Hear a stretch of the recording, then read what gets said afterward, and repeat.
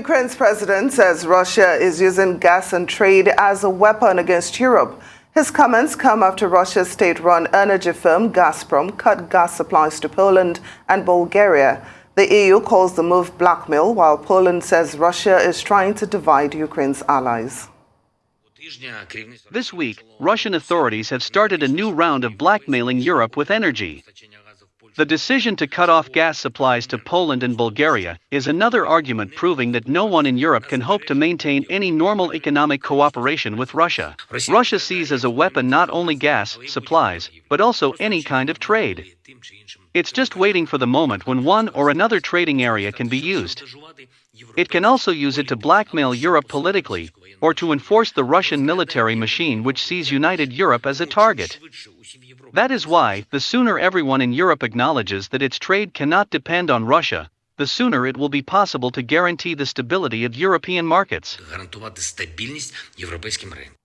Well, for more on this, let's cross live to London and join Arise Chief Correspondent John Cookson, who recently returned from Ukraine. Thank you for joining us, John. How important is it that the UN Secretary General visits and actually sees the war damage and the scenes of loss of life in northern Ukraine? Oh, it's so very important. You can see these images on television and read about them in newspapers, but to be actually there amid scenes of terrible destruction that were wrought on towns and villages north of Kiev just 5 or 6 weeks ago, you cannot beat that experience in terms of experiencing or second-hand experiencing what people suffered there. These townspeople and village folk were treated appallingly by Russian forces when they occupied that area. There were a number of executions. Hundreds of them died, men, women, and children, some with their hands and feet tied. Some women were raped, it's alleged, during the assault by Russian forces. And, with Guterrez there, he can actually speak to the people, the survivors who've returned.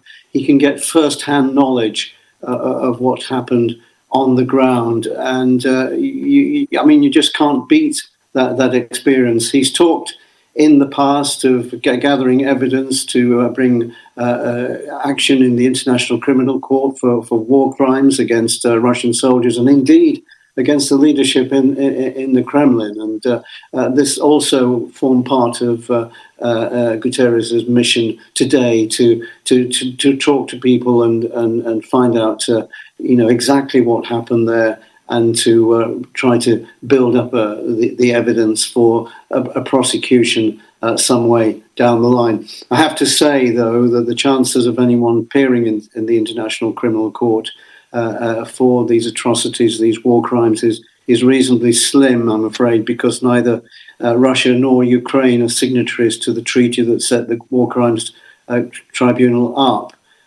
So that's a legal hurdle to be overcome. And secondly, you have to get these people into court in The Hague, in Holland, and they have to give themselves up or be surrendered. And at this point, there's no question of that happening at the moment. But a very poignant trip today for Guterres, who then goes on this afternoon to meet President Zelensky, the Ukrainian leader. Of course, Guterres met face-to-face with Putin on Tuesday, so he no doubt got a feel for the mood in Moscow and the attitude to war.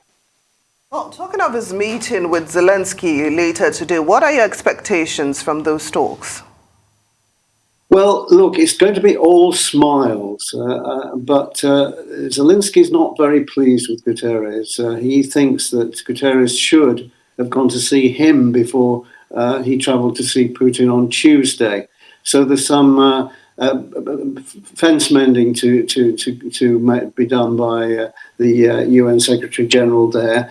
Zelensky, as I say, will be all smiles, though, on the day, and urge the UN leader to pursue this concept of war crimes hearings sometime in the future. Also, Guterres, when he was in Moscow, proposed a three-way committee. That's the UN, the Russians, and the Ukrainians, to supervise and establish and then supervise humanitarian corridors to get innocent civilians out of besieged cities. And that will also be very high on the agenda today. However, Zelensky, along with many of the Ukrainian people themselves, are very mistrustful of the Russians and their promises.